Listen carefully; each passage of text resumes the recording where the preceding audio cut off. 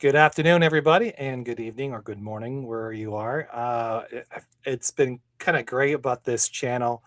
Um, we've been we've had people across the world tuning in, and I totally appreciate your support and interest. And a couple weeks ago, we had Deborah on before, and we were talking about gaslighting and a couple other things, but really more light conversation. But then the audience really had a lot more questions and a lot more specific, and they really wanted us to dive in a little more. So I invited back Deborah back to back to our podcast. And so thank you. So if you're here, thank you for joining us. Just a quick um, housekeeping things. Next week we'll have Grace Grossman, and her stack will come out this Friday, so you can read up on her. Very interesting life choice and things like that, where she lived in Germany and she went to Costa Rica to be a teacher. So that's going to be a great conversation there. Also, I'm working on a book club. You're starting to see this in my private chat, where I'm asking authors who published a book. We're going to do one book per author for first, and then we're going to see how that goes. And I'm excited about that. We're working on maybe like 10 different authors right now, which is cool. And then I have another series coming out for the hospital stay that I had, and it's an update, and that's coming out this Wednesday. So in the meantime, if you have any questions for Deborah, or as our conversation goes, please put it in the chat, and we'll answer them as the best we can throughout the show. And like to bring in Deborah, so we'll start the journey here. Hey, Deborah, Hi, thank you for joining us. my pleasure. Thanks for having me back. So last week we had a conversation about not a couple weeks ago, actually. Sorry, Yeah. mine is not there yet. Regarding gaslighting, and we touched a little bit of the teenagers. We got into a little bit of the behaviorals and back and forth, and we basically sat around the 60,000 foot, not really diving into one specific area because I didn't think we needed to get there. But after the show, we definitely had a lot of people coming in asking us questions. So I guess we'll start with it mostly pertains around the teenagers. And I guess a lot of parents are having, or teachers are having, issues with teenagers who have this issue of gaslighting. And we were kind of like talking before the show. I believe some of it's coming from our media, like social media, television, movies, are influencing our children one way or another to behave a certain way. But it's also the home life as well. Where do you believe? Now that's what my belief is. Where do you believe most of this stuff comes from? Yeah. Well, I think I know where the confusion came from because, my two books, one is on gaslighting and one is a trauma recovery workbook for teenagers. And so I think there was an expectation that it was going to be gaslighting and teenagers put together. So that's where we're going to go today, right? But it's an interesting question. And I actually was on the Cat and Nat Unfiltered podcast to answer this very question a little while ago. So I know parents are curious about it. But one thing that's important to recognize in a discussion about gaslighting is that it is a system of emotional abuse about power and control. And so I want to be really cautious here in talking about teenagers gaslighting because teenagers tend to lack power and control in the dynamic with their parents. So it's very hard to say that they are actually gaslighting them. That said, the desire for power and control is really strong in teens as part of individuating, as a part of growing up and trying to find the power that maybe they didn't have. So it's going to happen more in family dynamics where children feel disempowered, where there's a more authoritarian or rigid family structure, and there's a need to push back stronger to gain a sense of self-efficacy and power. Where there's perhaps a lot of punishment, then there's going to be a desire to avoid punishment through deception, and to try to flip that. So I think we should probably start with a working definition of gaslighting and kind of I'm going to So the Okay. cooling are Fair the enough. outside of that. Yeah, but so because it's used in the popular vernacular so much lately in the last couple of years since my book came out, it became like word of the year, and now it's used almost as an insult, like, "Oh, you're gaslighting me," when somebody disagrees with you, or you don't like what they're saying, and that really has watered it down. So to really understand it, gaslighting is an insidious form of emotional abuse using trying to use somebody's own memory against them to undermine your confidence in yourself and your own memories and senses, like what you hear, what you see, um, to cause that doubt in order to gain the upper hand. So, what that might look like, all of my caveats aside, what that might look like, perhaps in a parent teenager relationship from the teen side, is when perhaps a parent's been waiting up for their kid to come home by curfew, which was say 11, and they came in at 11:23, and the teenager's like, "No, your clock was wrong. Like I was there at like 10:53. You're just like flatly denying where there's clear evidence, like what time it was. Your teenager saying the other thing and just telling you you're crazy. You must have fallen asleep. Your clock is wrong. You're remembering wrong. You're mixing up another night. Another night. So that's you can see how the sensory awareness is being denied. So it's a form of lying that goes against all evidence as well in order to shift the power dynamic. In this case, probably motivated by avoiding the punishment they know is coming. So is that something? So is that a learned behavior? How? Where are they learning this? Is obviously if this is a child, one of the parents is actually, or both parents are exhibiting those behaviors, right? Passing that on to a child. Is that where it first starts? Our parents do form our environment very much and therefore form who we are. So if you grow up with parents who don't have a really firm grip on truth being a high value, then you're much more likely to use deception to get your way. Um, so what I often see in people who are dishonest with their children is it comes from this well-intentioned or self-protective place, but they don't see the harm that they're doing. They really don't mean to. So people who say things like, "Oh, I tell them when the ice cream truck music is going that means they're out of ice cream because I just don't want to buy them the ice cream." The parent wants to avoid the difficulty of saying no and their kid melting down a bit, which really robs the child of a chance to learn self-regulation through disappointment on a small scale thing. So that's really not a great parenting choice, but it's an understandable one, right? That many people do. So these little lies, or instead of basically, it's like instead of saying no to my kid, I'm going to make something up. But kids are not stupid. And a lot of these lies that parents tell kids are found out. And eventually your kid knows my parent lies to me. So if that's true, if your role model can do it, of course you can too. Even if the parent says, don't lie or I'll punish you, and they lie to you, you're going to take the example over the words. So, yes, when they get to be in a point where they're trying to get out of trouble or gain power in the dynamic with you, why wouldn't they lie? You've kind of shown them it's okay and it's what you do when you want to change your circumstances. So I've had a couple of those examples in my raising my children, Yeah. and one in particular was a son who we were working together. I had him got him a job. I was working part time per se. I was actually helping a friend out. We cook on the side, and I was helping him prepare for this wedding. And it was an outdoor wedding. And how we were stationed, we were doing the pre-mat. We were busy. We're just working back and forth, doing all this stuff.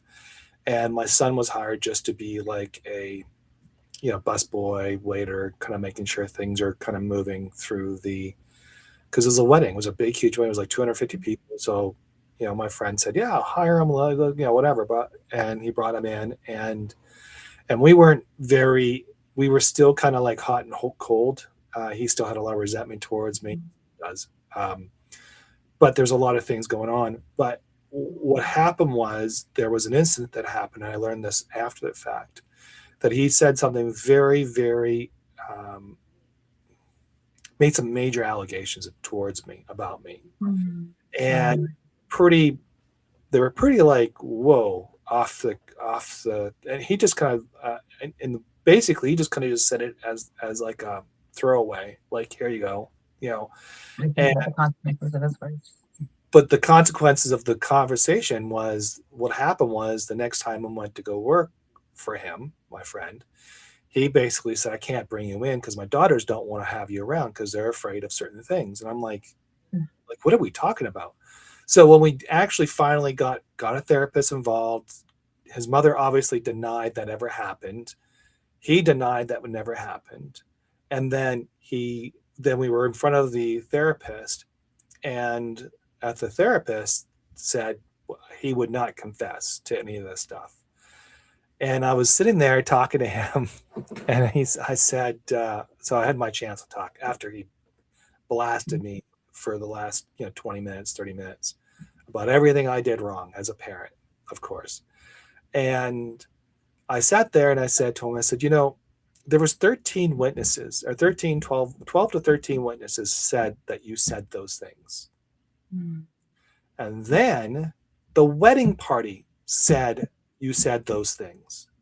Like the whole wedding party you sat right behind them, mhm, heard you making these false allegations about me after I got you to work with our friend, which was an easy thing it was a fun thing for me to do on the weekends because, I was divorced and all that, but getting through the divorce. And I said, you kind of like not only sabotaged our relationship, but you sabotage a long-term relationship that I've had almost 20 years.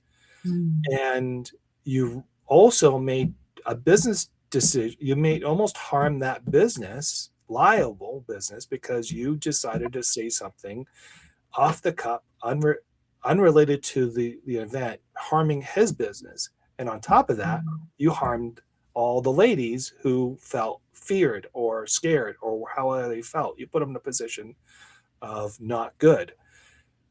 So we sat there and he kept denying and denying and denying. This is him denying. mm, mhm, Refused. It says, I don't remember saying that. I never said that. So this is what you're saying.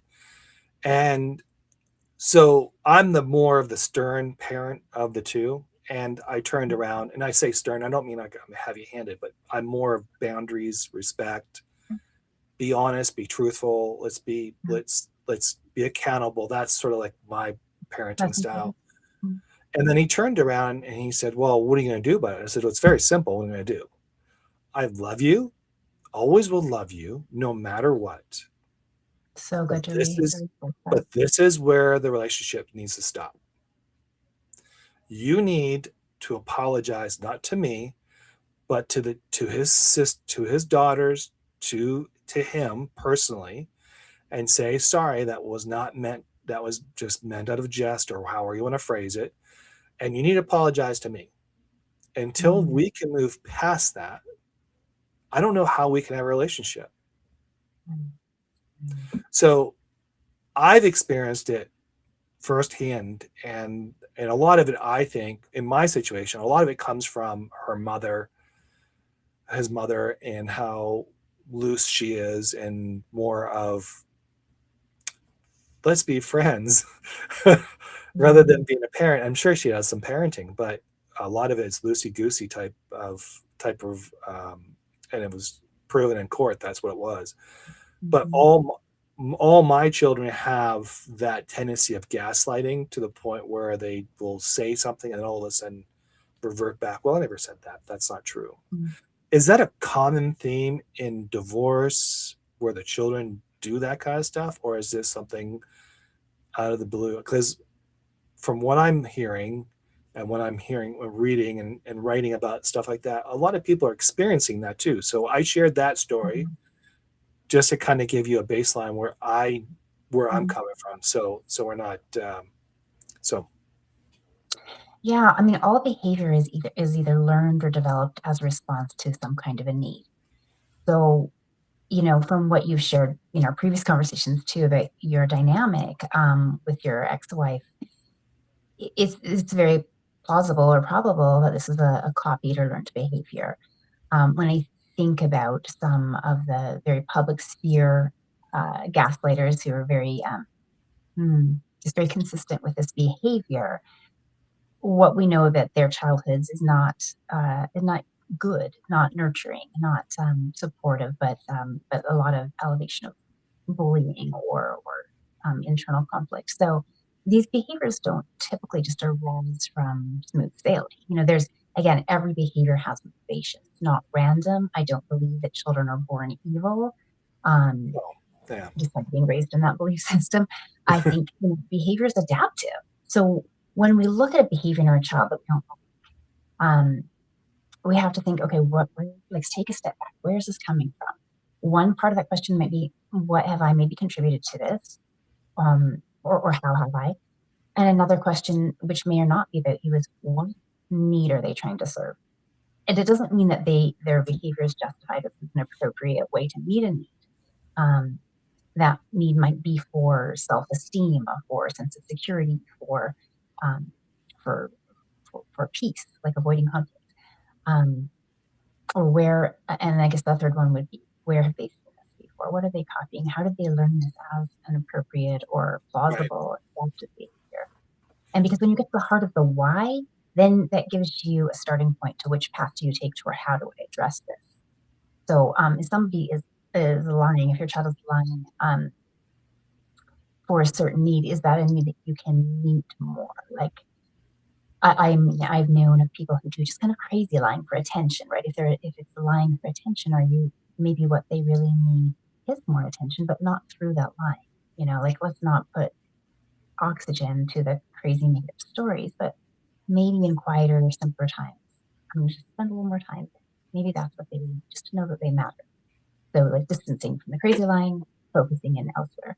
If the lying is to get out of trouble, take a step and evaluate whether your system of discipline is working effectively. Is it shaping the behaviors you want, or is it just creating a power struggle that isn't actually contributing to their character growth?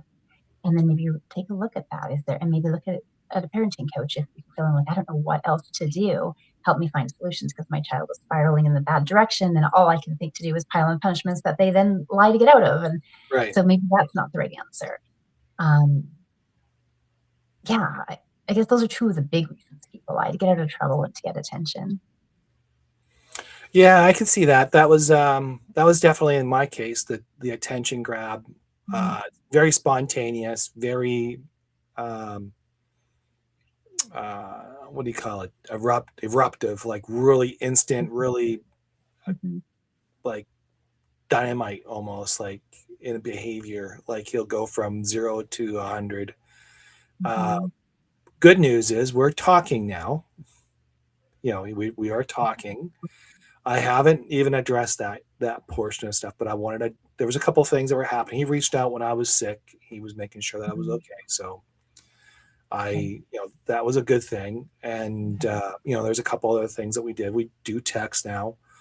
Mhm, He asks me question, and I've not had a chance to really. And I'm not my strategy. I guess it's not a strategy, but my thought process is this: let's just develop the relationship and see where it goes before I even lay any of the foundations down or lay down any of my concerns. Let him mhm, have his moment, let him talk, and let him see where he's going. But I do see the reaction that he does, and I also see it with other children too, other situations. Because I guess I'm so sensitive that now that I see mhm, it quicker. mhm, Um, I think when I was much younger with them, I just took it as a behavioral issue that just needed to correct. mhm. But they were really screaming more of, you know, direction. And I don't know how but I couldn't give them direction in a very toxic relationship with my ex wife. It was Mhm. very hard because they would come home, they would be charged with whatever the weekend was. And then I was trying to decompose them and trying to get them going and get them straight and that would be their cycle. And that in itself was also harmful. Um, Yeah, it's very challenging to parent when you don't have a unified approach and you lack, especially when you see your approach oppositely from your parenting partner, and yeah, then you have control of the environment your child is in. And so there's a special kind of grief in that when you see your kids being negatively impacted and not have the ability to steer the ship in a different direction because you don't have enough people in the yeah. environment. And I keep thinking back to my time. Would I have done anything different? And probably not, because Mhm. I would not know any better. Like Yeah. now I know better, but I don't even know how. And then I look at other parents who are going through divorce who have similar things. And one of the things I mean, someone always tells me when I was like, focus on the children, focus on the children, focus. Well, you can focus on the children so much, but you also have this other entity here that continues to bark at you and Mm. make allegations. So I can see these children coming in a classroom so confused and so angry and so mad. Is it really all gaslighting, or is it just they just don't know how to um, find the outlet? They don't know where to release their tension. Like, I mean, there's gym, there's this and that, but how do you? I mean, I guess most children will figure out. I'll work on art, I'll do writing, or that's their creative path, or they'll do exercise, or I'll join a sport. But And as adults, it's easy to think of that. Like, what are some positive outlets and what are some coping skills that I can use when I'm stressed? But as a child, it's a lot harder. And when your parents are both in their own conflict driven worlds, they may not be as, or may not, the child may not perceive them as being as emotionally available to be like, help me work through my struggle, when the struggle has a lot to do with the fact that your whole family is fracturing. And mhm. so for a child, a divorce is a very stressful life event, even when it needs to happen, because their whole sense of stability is changing. Even if stability was involving a lot of anger and discomfort, that big change is a very difficult time. And when we're going through difficult times, that's when our anxieties rise, especially attachment anxiety, right? Attachment about security, about remaining in contact. And when people's attachment security is activated, that's when people get manipulated. And so gaslighting is a form of manipulation. Lying is about manipulation, right? So when you don't feel secure, you're less likely to be direct and saying, hey, I need this. I need more time with you. Or I feel angry when you da da da. Instead, we get circuitous and we manipulate, we avoid, we get passive aggressive. And gaslighting and lying can be part of that. I mean, we all kind of manipulate, don't we? I mean, that's one. Like as a child, we manipulated our mother or father to convince them to buy something, or we were hiding. I mean, like, what's the difference between us growing up to today's children that are growing up? What's the like? How can we compare that? It's interesting. There's always comparisons between generations, but a lot of times there's more in common than we like to admit. You know, they're always doing the kids these days thing, but every generation has been doing that. And there's new stressors for every generation, and our kids right now, I feel like, are facing so much with we're going through a revolution right now, not like that in the streets revolution, but like the industrial revolution. Now we're going through the AI revolution. That's Yeah. completely changing economy for the kids launching into society. They are the kids in school now, K through 12.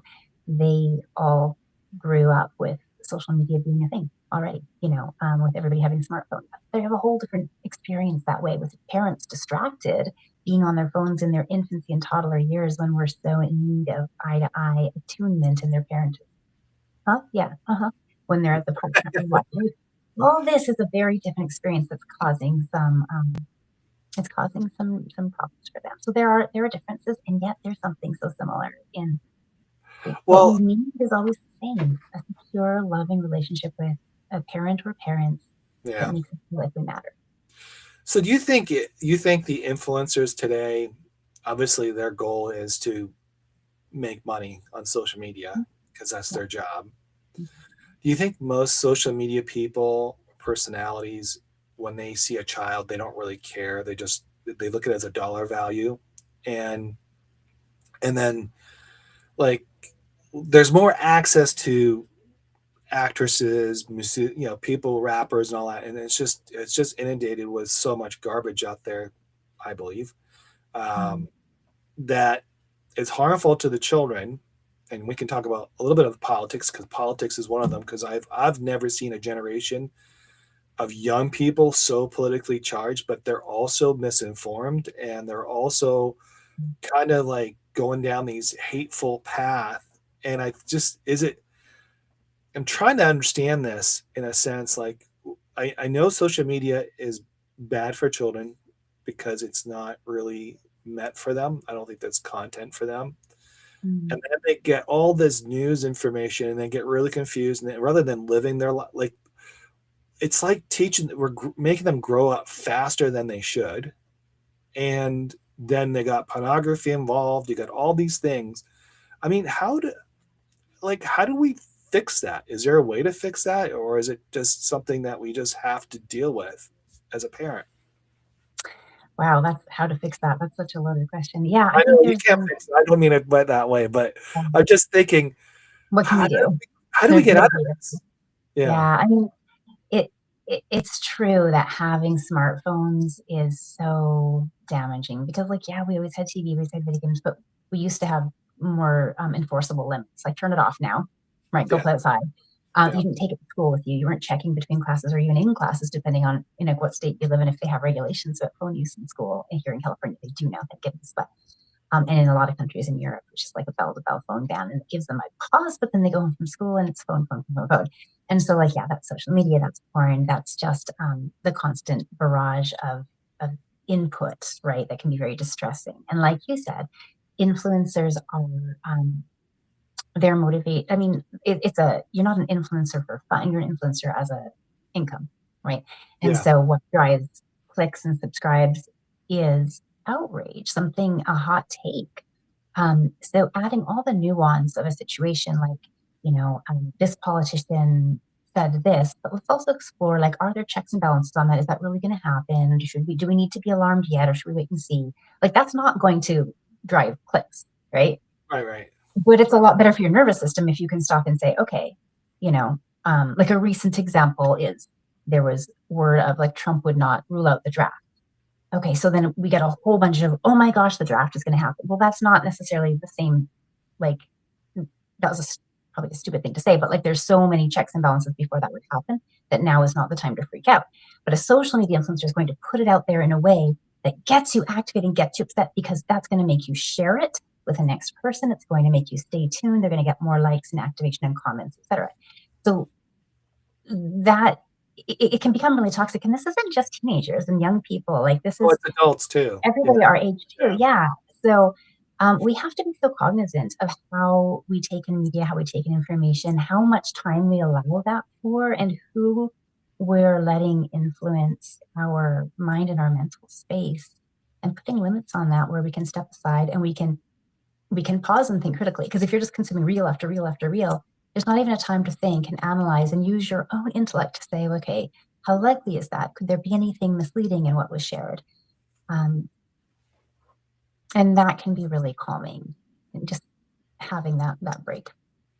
And what So the problem with kids is if we haven't learned to do it, we're not teaching it to them. And if they grow up with it, how are they going to learn how to think critically, how to put the brakes on something that's designed to be addictive? right. So what you're saying is, as and I'm just trying to regurgitate this in my layman's terms. So you're basically saying, as a parent or a teacher, there you can't control the action, you control your actions more or less. So Yeah, the what if you you model. react if you react to it, then you are inflaming it. You are adding gas to it, Mm, and you're allowing that behavior to continue. So using my analogy where I said this line, this boundary sits, was that a I mean, I'm the therapist said that was a good move because it just showed there's boundaries. But I mean, like, I keep thinking back that day, was it a good move or wasn't a bad move? And I think it was sort of a good move in some ways because it shows there's some respect. So as a teacher and a parent who are dealing with teenagers in that situation, so setting up boundaries is that, but setting it with clear intentions, is that something that needs to be established, or is that something that are those boundaries flexible as time moves forward?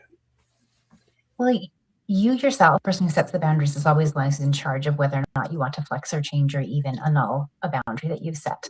But yes, every relationship requires boundaries. Boundaries aren't just walls to push people out or things you set up when you're uncomfortable in a relationship. A boundary is what keeps a relationship healthy. So, for example, like to use some really universal ideas, I lock my door at night. That's a boundary saying nobody's going to walk in. Actually, I put Yeah, lock my like nobody's going to walk into my house. This is my door. Um, that's not hostile.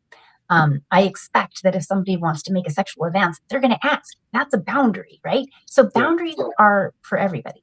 Okay. So then applying those to direct relationships, it is self-respect and certain standards. Like I expect people to be honest with me and to take accountability when there's been a breach in a relationship. Mm. Um, you might have a boundary about like what, when and in what form you want to be contacted, and that's a boundary is to protect your well-being, your physical well-being, and your emotional well-being. Right. So yes, absolutely appropriate to have boundaries with your children, and for your children to have boundaries with you. Oh yeah, the best thing is, well, by the way, my doors can't be locked because Remy likes to come sleep with us, so we don't have a choice. That the door to your apartment or house, though, is gonna be locked at night, I would imagine, right? Yes. Like, to the outside world. Yeah, it doesn't impact it. Uh, but, yeah, the children have boundaries too. They'll turn around and say, "I'm gonna cancel you," or something in those type of terms where they'll say, "I'm done talking to you," and they'll push you away. And it's just like, they don't want to like so from my experience, I can only speak, they will close the door because they're not comfortable talking about it, even So, though. there's a difference between a boundary and estrangement, right? Okay. Um, so I think of boundaries. I wrote about this in a post about 3 or so weeks ago, if anybody wants to look it up and go deeper into it. But, like, I think of boundaries as those dotted lines in the road, like, "This is my side, this is your side." Now we can both share the space without harming each other, without crashing into each other, um, and it defines the relationship between my vehicle and your vehicle and this bicyclist and this pedestrian. Um, when, there's a road barrier, road closed, I don't think of that so much as a boundaries, like, there's just no relationship, there's nothing Right. there. So estrangement is a whole different level. Like, I feel like it's boundaries or estrangement or lack of boundaries, which is really unhealthy, but that's not what we're talking about. Because like I said, a boundary is how you can have a relationship in a way that's healthy for both of you. So if you cut it off, it's really not healthy for both of you. It's withdrawal, and that's sometimes necessary, but very often, and this is happening more and more, it it's a lack of maturity or emotional awareness of how to exist in difficult places, how to work through conflict, how to sit with your own discomfort about your own shame. If like, for example, perhaps your son feels shame about knowing he lied to you, and instead of being able to sit with that and truly apologize, he's going to withdraw to protect his ego, which again comes back to that thing about needs, right? Like we need to feel okay about ourselves, kind of.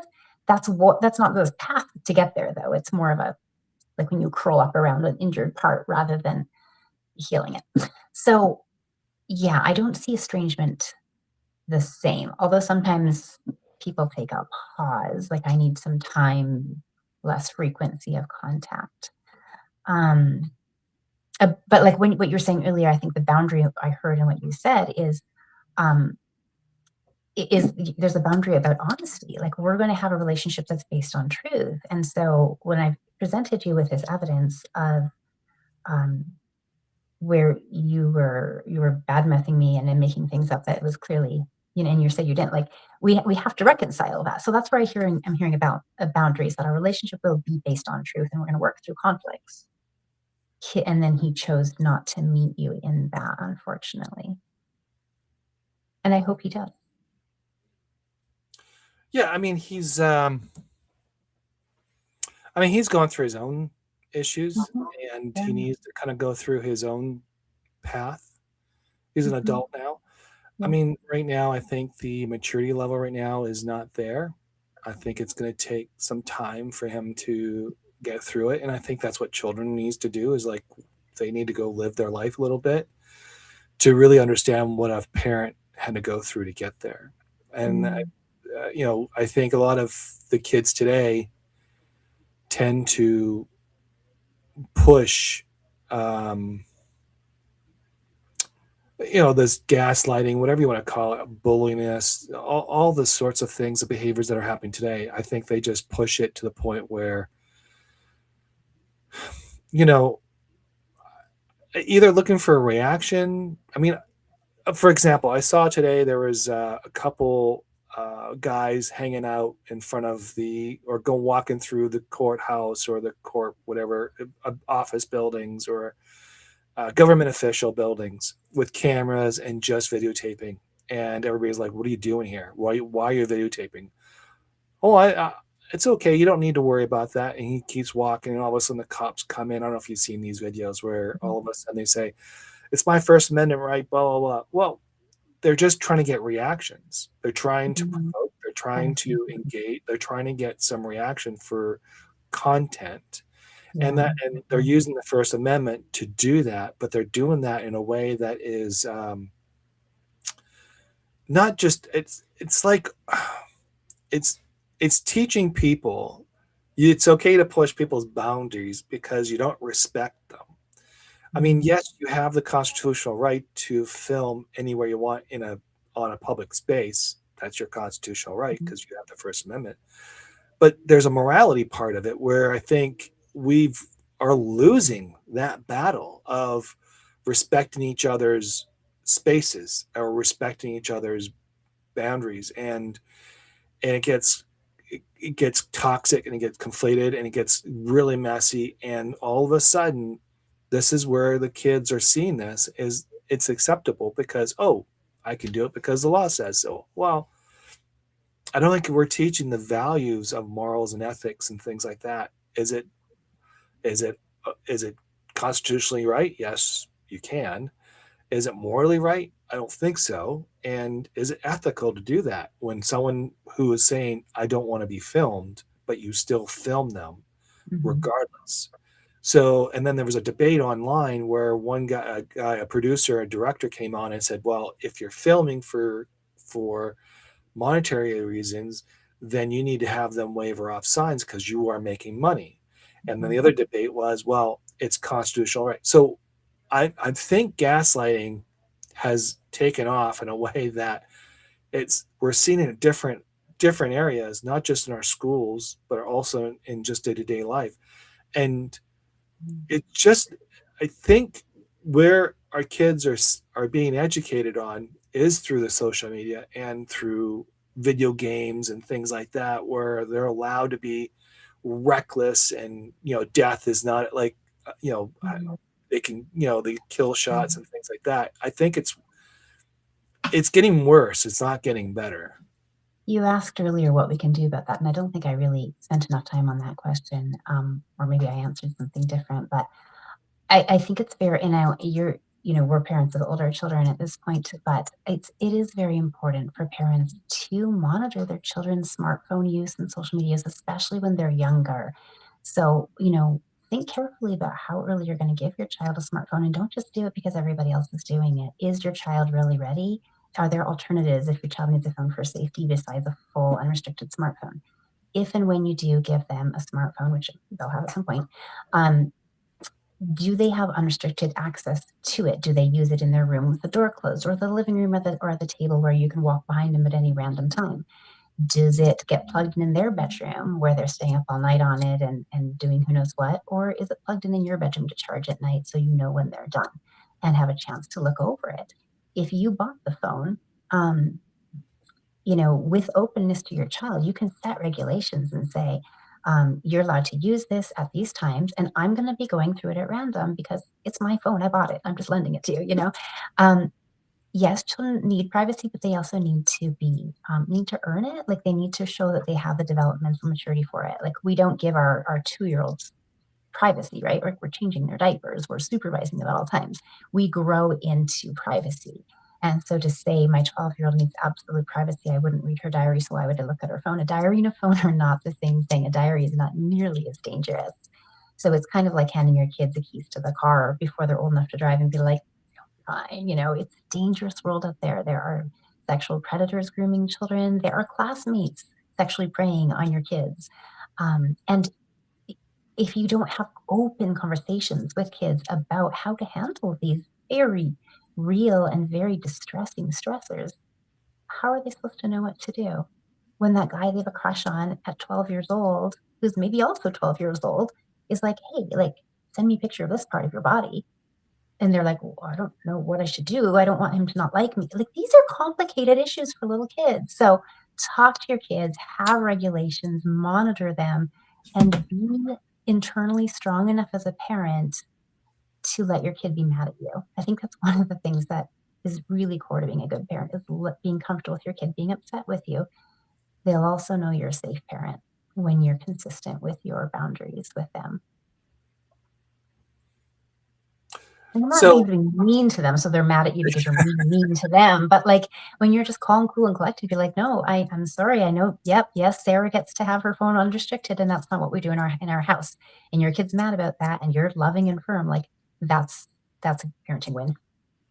so if you join the podcast today, if you want to ask a question, please feel free put it in the chat, um, and then we can address it. In the meantime, we are talking about gaslighting and what does that look like, and what are the tools that we can use, and using some of my experience, I guess, is the best way to kind of, I'll be the test dummy here. Very So, brave of you. well, I mean, um, but if you do have any questions, please shoot them out, or send them out, and we can definitely respond to that. I've just been just sitting here thinking about this whole our society, how things are coming together, and I keep thinking about, the well-being of our community. That's why I guess Substack has been a little gem of mine, because it's Mhm. not Facebook where you get shamed by your relatives and friends and say accusing you of, what do you mean you're a writer all of a sudden? What what do you mean you're writing books? And then you go to Twitter, or X now, and it's full of political rhetoric, which is gaslighting 101, and then you have to go through it and kind of figure out what makes sense. TikTok used to be Musically, which I really loved when I was with my kids, because we did a lot of musical little things. We Mhm. did mimic things. We did songs. My daughter was doing a bunch of stuff, and it was really cute. And it was called Kids Growing Up. I think it was called that. And I had like several, like 10,000 followers. It was really humming along. And then became TikTok, and then there was a major switch. It just turned into Mhm. more of like this toxic. Actually on there, which is really one of the things that I want to say is now they're, I don't know if it's an act, I think it's an act, where someone has put their profile on Tinder and went on a date, and the husband found it or the wife found it, and now you can see that playing out on Mhm. TikTok, and you're thinking to myself, I mean, how do you like, that's a form of abuse to yourselves, and you're either good or bad, it doesn't good, but that's what Mhm. our society looks like, and then you have everything else added onto that. As a parent or as a teacher, what I mean obviously you got to control yourself and control who you are, and there's only certain things you can do. I mean, you come in the day focused on your well-being and trying to be focused. How is a person, excuse me, how is a person, you know I mean, because we're getting really inundated by all this. How do we learn to kind of like take a break, deep breathe, because it's Mhm. challenging. I have a hard time now Mhm. disengaging. I think that's a What does great that place to start your question. Like how can we? Because when we start with ourselves, then we're modeling for our kids. If Right. we are completely glued to our phones whenever they're around, why would they do differently? You know? So if they see us putting the phone down in another room when we have dinner, or, putting the phone away and working out, or outside and gardening, or whatever it is your thing is, um, they're going to see it's okay to not have it in your pocket of your hand to respond to every beep or buzz immediately. Um, I think, it's really important to model. So the question is like, how do we get there? Recognizing our sense of addiction to it, that dopamine surge we get from the likes and the scrolls and but also recognize like it's good to check in with yourself when you're on social media. Like ask yourself, am I feeling happier than I was when I started? Mm. And if the answer is yes, then maybe you're in a sweet spot. But pretty soon, I find it's like there's a little peak where like it's fun, and then you start feeling more and more and more and more miserable. Kind of like you've eaten too much cake and you keep eating it. Like Yeah. there's a sweet spot. Then you know it's time. So ask yourself that question and respond to the feedback you're getting, because we have it's intermittent reinforcement, which is a behavioral therapy principle. The idea that the most effective way to reinforce the behavior is to sometimes reward it, not to always reward it. So, because then you think like, well, maybe this time I'm going to get the reward, which is like that little happy dopamine hit, or you're going to find the one thing that makes you laugh or makes you go, ah, you know. So that's what social media does. And we keep thinking, well, if I just scroll a little bit further, I'm going to see something I like. But why not just let it go? Like I got the value out of it I was going to get today. I've connected, and use it with intention. Like ask yourself even before you habitually open whichever your app of your drug of choice is. Um, All of what do them. I want to? Yeah, well, okay. All of them. um, what do I want to get from this? Like there's so many different reasons to use social media. It could be part of your like what you're doing for money, like an influencer, or marketing your book or your work, your services. You could be doing it for old school reasons of actually socially connecting with people. Like I know, you and I are both Canadians, and I know my family's over there, and so up in Canada, and to me, it's a way to keep in touch with my far flung family as well. And I have to be really intentional though in using it that way, because there was a time when you would open it and you'd see what your friends are up to. Now I have to look those people up and see like what did my dad post? What did my cousin post? And then shut it. Because if I scroll, I'm getting advertisements, and I'm getting fake news too now, which is a really fun thing. Like pages I don't even subscribe to. It's like suggested for you. And yesterday it told me Michelle Obama was running for president. And so I Googled that. I'm like, that doesn't sound consistent with anything she did. And it had like thousands of likes already and all these comments. And um, like, and it was just a pushed page that I wasn't following, that, fact checked is not true. So it's like, it's just feeding me lies and things to buy. Like it's not making me happy. And of course the algorithms push forward the things that are outrageous, that make Yeah, you, Facebook yeah, is where I connect with people, like yeah, family people, and yeah. I do have a private page. I do have a public page for my writing and art, I'm the and same, public and private. yeah, so that's where I push all my writing and stuff like that. And then Mm. on my personal page, it's really more, looking for updates from friends or just staying connected and family and friends. That's all I'm doing. And that shows our 'Cause- age because, that's like yeah, Gen X does Facebook, millennials yeah, does Instagram, Gen Z does TikTok, right? Or sometimes it's we do all of them. yeah, Instagram. It's another just I just push content up there Yeah. from writing and pictures and things like that. And then X is where I get my news, or I want to play around a little bit. Mm. you know, give some senators a hard time. and then and then Substack's really my place of peace. If that makes Hmm. sense. It's because I Yeah. really I really respect people coming on here.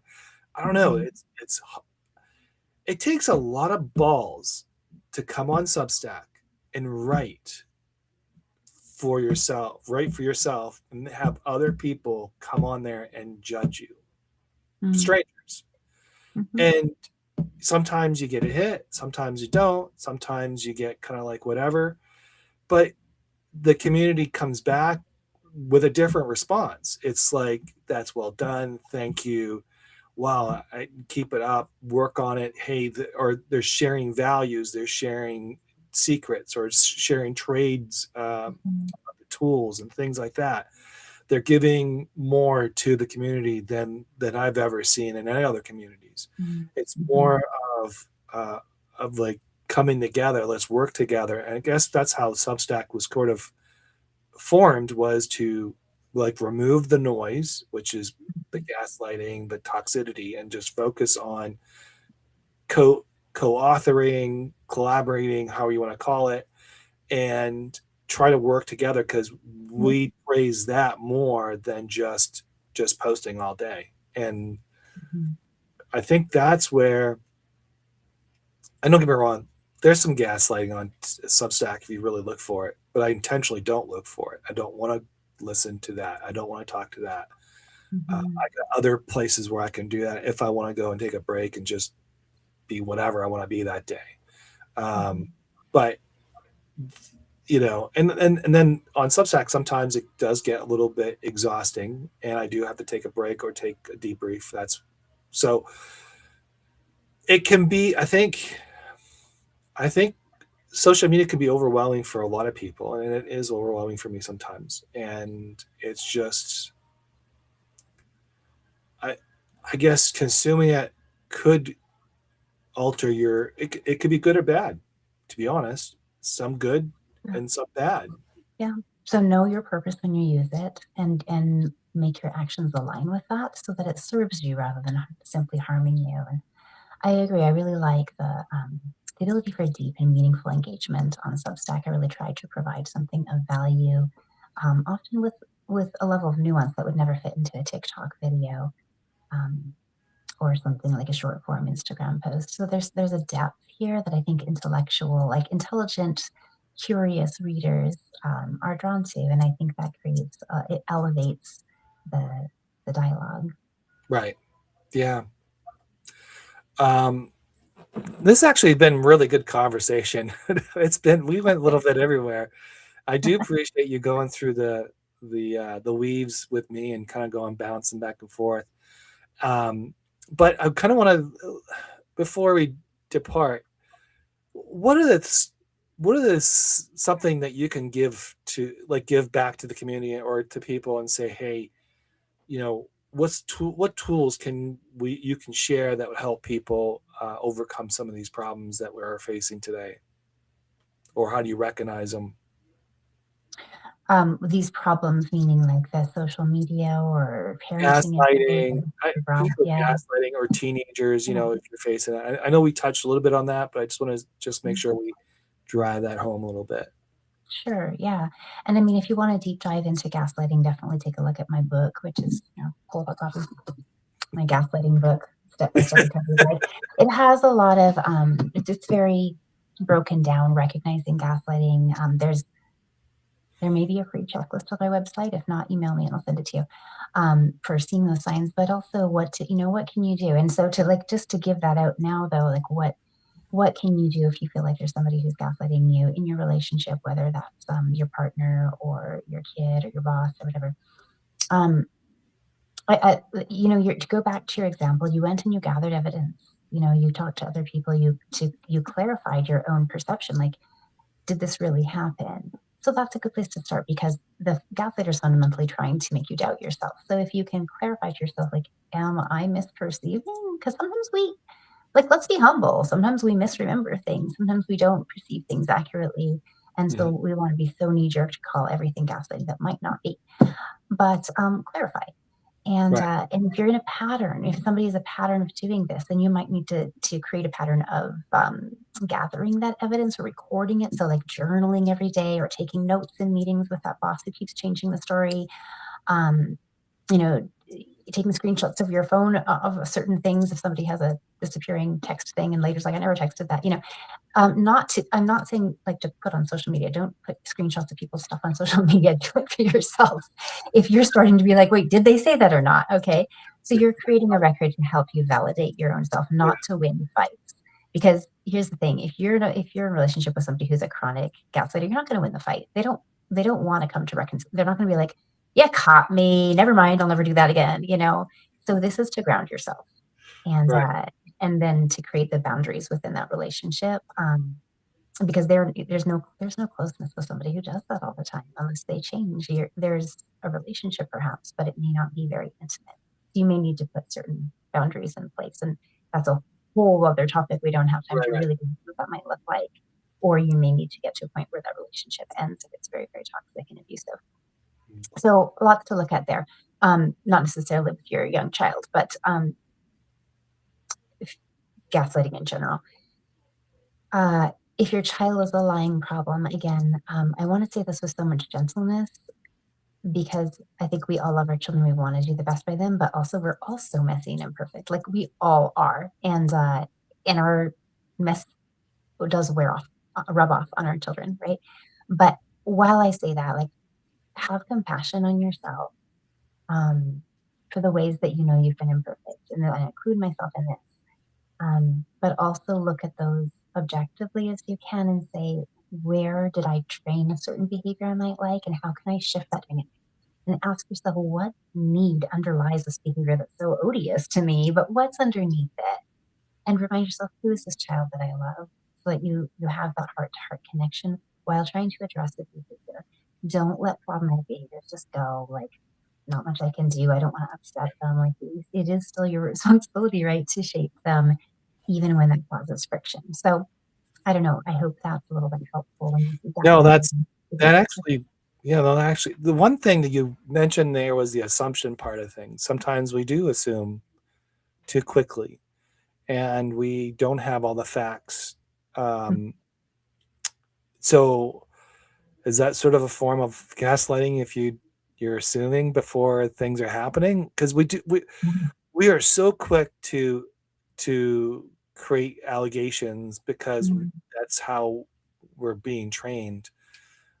I mean, is that a form of gaslighting yourself? Like, if you are jumping to these allegations quickly and you're just making all these assumptions without really a clear, even if you have facts, I don't think going public with it really helps unless it's Mm. something really, really bad. Yeah, it may be a self-protective, expression in that we wanna figure out what's dangerous, and so we jump to accusations, but it's so important to label behaviors without assigning motivation necessarily, because we can't always know somebody's motivation, but we can say, "This is what happened from my perspective." So, that's one of the biggest ways that you're gonna break down a relationship is, like, you did this because, let's for example, I'm meeting a friend and she shows up 15 minutes late, and I tell myself the story that she's doing it to show that she's in control and more important than me. Well, that's going to break down my relationship really fast instead of just having a compassionate curiosity about, like, wonder how her morning was going, right? So that's a simple example, but can be applied on any scale. It is often the sense of self protection. I need to understand the world, but maybe we can stay a little bit curious and a little bit uncertain and get comfortable with uncertainty rather than always trying to label everybody and put everybody in a box. We do have a question Okay. from Bridge. What am I thinking by myself? Doesn't gaslight need kind of coworkers to function? One person gaslights a second one, must not be there. Sorry, I can't. I'm having a hard time seeing. There's some belief, witness out from outside, to support one of the both positions. So, what am I thinking by myself? What am I thinking by myself? Doesn't gaslight need kind of coworker to function? When one person gaslights one, a second one must be their belief, a witness from outside to support one of both positions. I don't think I understood the question. I'm going to Could you throw this in present the chat that? box and see if you can see it, and maybe you can. I think what they're, If I tap this little chat button, yeah, message. Okay, what am I thinking by myself? What I'm thinking by myself, doesn't gaslighting need kind of coworkers to function? Well, okay, when one person gaslights the second one, mustn't there be some belief or witness from the outside to support one of the decisions? Okay, I understand what you're saying. Yeah, in my book, I call this the flying monkey. So gaslighters tend to surround themselves with people who will support them and not contradict them and push out anybody who would fact check them or mm, put their hold their feet to the ground. So absolutely, that's a really common thing. Um, whether that's like the friends or like you said, coworkers, bosses hire people who are like yes men very often or yes women who are just oh, not okay, going to contradict yeah. them and going to go along with it. Absolutely. That's a really good point. And that's a That very, actually very, happens a lot of times yeah. where you come into a business and all of a sudden you have, it's like the, I guess the best analogy is in high school where you have the clique, Yeah. The mean the girls popular surrounded by the kids, other. the popular kids, they're all like the football, whatever they are, football star, soccer, whatever, basketball. They're all kind of like that, and they Mhm. kind of dictate how everything else goes. Yeah. Um, Yeah. The yeah. mean girls going to be surrounded by other little Oh yeah, mean Mean girls Girl who syndrome. aren't going Yeah. to be like, you don't see that. That's kind of rude. Like that girl's social life's over. So they're all just, oh, you're amazing. We see this So for sure in politics, where you literally have the top dog is literally able to surround themselves by assigning. positions to people, to staffers or whatever, that will confirm them. So that's a universal example. So there's another question. There's another question. I thought that since that worked better than me reading it out. Good. Uh, so when you're ready, so when you already have proof your child is lying, it's beneficial to ask them things like, "Why did you think these other people are saying this in something you did or said?" And then ask, "What do you think would be consequences of not being truthful with me for lying?" The child must face fact or truth. Well, that kind of goes back to your original thing about boundaries, and sometimes children don't really confess to it, right? Because they're going to deny it until you give up. Is that basically what happens in that situation? Yeah, especially if they're afraid, like, they're afraid of the punishment, and there's just they're gonna deny it to the end of the line, and also, like, that's a really typical thing of gaslighters is they can tell the most crazy lies and just keep doubling down on it, despite evidence, because it isn't about evidence, right? So in general, I'm gonna say this in general way and then like kind of circle back to the parenting question.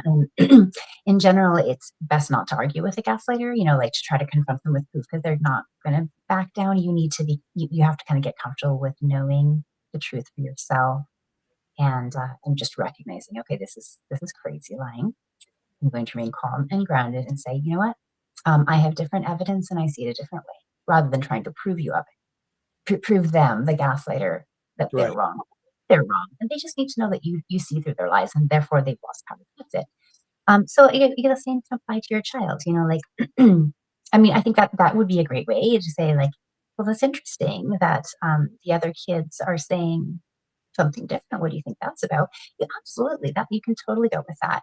Um, if that's applicable to scenario, and if that isn't there, if there aren't any witnesses, but you know, um, based on, you've got the cookies all over the mouth, right? I didn't eat the cookies, that kind of thing. Like, well, I I know that that's not true, and I don't want to argue with you about it. So, we're just not going to have any more. I don't think we're going to be able to have cookies for a while because I just don't really feel like baking more right now if we're going to end up in conflicts about it. So that's a Mm. bummer, huh? Well, maybe we'll try again sometime. So you can, like you asked about consequences, the questioner asked about that. And I think natural connected consequences are usually the most effective because when you have disconnected consequences, it feels like a war between you and the child. It feels to the child like you're just being a bully, right? You're just being mean to them. When it's connected, it has more of a teaching power. So, like in my example of like, they took the cookie without asking or whatever, and when they weren't supposed to, right before dinner, and it's like, "We're like, we just won't have cookies in the house because they seem like really tempting, and I don't want to have you have to deal with that stress." So, Right.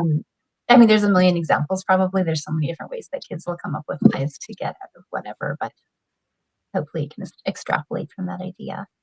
So, Mm. like, they know past curfew. Well, we're going to change the curfew or it's not going to go out for a while. Like it's connected Hmm. because it makes me worry too much when you're out. And if you always are running a little bit late, I get that. I run late a lot too, but I really need to get to bed by 11 so that I am well rested for work tomorrow morning. So let's just move your curfew to 10:30. That way, if you're running a bit late, I'm still in bed on time. I know it's frustrating, but that's what we're going with. So it's connected. So one thing I keep hearing is that I wish we go back to the days where we're able to beat the kids, like not beat them, but like spank them. And I mean, like, Don't do that. Don't no, do no, that. no. But I'm just thinking, is that like? I mean, I, I did something wrong. I got smacked, but Mhm. was it really? Is it beneficial? I mean, there's got to be some type of like that doesn't help correct the Let me behavior. tell you something. 100%, like they've surveyed them, 100% of felons in prison were spanked. Mm, So if it was that corrective, you'd have different numbers. It isn't effective because here's the thing, we can't learn when we're in a state of fear. So our prefrontal cortex, that's where we encode new information, that's where we learn. That shuts off when we're scared. If somebody's going to hit you, somebody more powerful and strong and bigger than you shift into a state of fear. That's amygdala, that's fight, flight, or freeze. The only part of your brain with blood flow basically is going to be that amygdala, and you're not going to learn anything. You'll remember being spanked, but you won't remember why. So what you learn is that your parent is dangerous. That's all you learn. So if you want your kids to learn a thing, it has to be a lot calmer. Yeah. It really Well, can induce a lot of trauma. yeah, well, yeah, that could be. I mean, I paddled my kids when they were really, really young. I don't mean like smack them, just give them a pat for Mhm. for doing something that they shouldn't. And then afterwards, it wasn't effective anymore because that wasn't the thing. So timeout was another strategy that didn't really work. Mhm. Then you had these long conversations with them, and then it just got frustrated because of everything else going on. You kind of just lose. I guess I don't mean to be a mean parent here, but you kind of lose interest in disciplining them because you're always at a lose situation. Well, So the in goal is to build trust with your kid. So if they right, trust you, then you can have those conversations, and they will want to learn from you and be more receptive to your intervention. Spanking feels effective because it's aversive, and so we're going to avoid the thing, but it doesn't teach them the why, so it doesn't internalize it, right? So if it's, don't do that or I will spank you, like say don't hit your sister or I'll spank you, then they learn not to get caught and they become more likely to lie about it. Mhm. But they don't learn, well, why should I not hit my sister? What should I do instead? What should I do when my sister like calls me a name and I'm mad at her? All I know is don't hit her in front of dad or mom, but it doesn't teach them about how to improve relationships with their sibling. So it's effective at changing the behavior when you're there. That's about it. So in other words, don't spank That's because my position.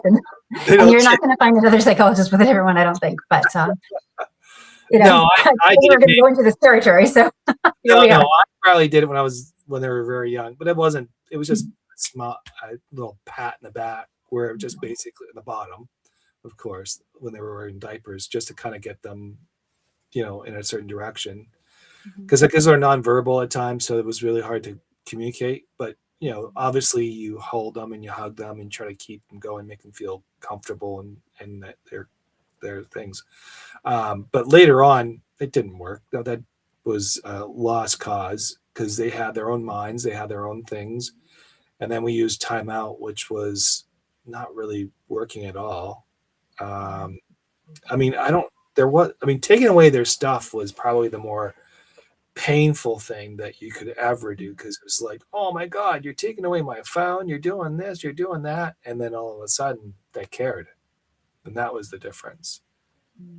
And then you would have a conversation and and then but the middle child never didn't matter what you didn't matter what you took, he just didn't care. It's like, okay, I'll do something else, and then get himself in trouble, and then it's like he gets himself more and more trouble. And I think it was more of an attention seeker, and Right. he used What's the need? Right. yeah, What's the need? and then he would gaslight as much as he could, and then he he was never really, really in trouble in the sense of nothing really major. Well, I don't see his side with his mother, but there wasn't really much consequences with me in the sense of how like nothing really painfully that was harmful that he took away, the other than taking away his phone, and that was it. But like he didn't lose anything because I had them for a week and then they were gone for the next week. So it was really hard to hold them down to something.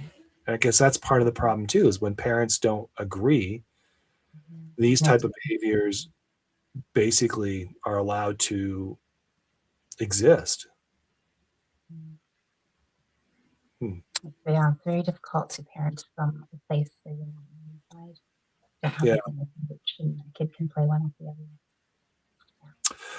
Well, I want to say thank you, Bridge and Amy, for giving me your questions. Again, next week is Grace Grossman, and her profile will come out on Friday, and you get to see who she is. One of the cool things about her, I think she's German, and then she moved to Costa Rica to teach, and it's been pretty cool. In the meantime, Deborah has volunteered her book to put in the book club, so we're going to start working on that. And if you have, there is going to be also another series, another episode or Substack, how you want to call it, of the hospital stay. So if you're following that, that's coming out this Wednesday. In the meantime, everybody, thank you for your time, wherever you're watching this. And Deborah.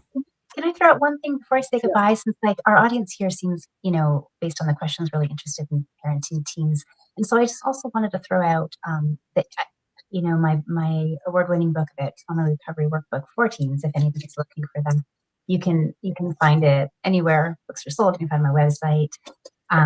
This is what it looks like, and I was got a copy around, right?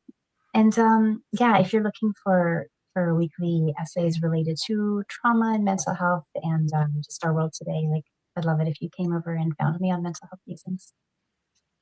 Thank you. I appreciate it. And they can find you on your Substack, right? And it's Deborah. What's your Substack handle again? It's D Vinall, D for Deborah, Vinall, the last Okay. name. You can look it up by the title, which is Mental Health Reasons. And I will also put all her books in the Substack when we post this video, so you'll have that as well. So if you're looking for her, you can get there. In the meantime, everybody, thank you for joining wherever you're at. I know we have followers in Europe, Asia, and across North America. So thank you for coming, and thank you for being here. Thank you for coming a second time. Of course, my I'm pleasure. sure, Thanks for inviting me I'm back. sure we'll bring you on again at some point, and we'll talk about another subject, hopefully, and or we stay on the same subject if people have more questions.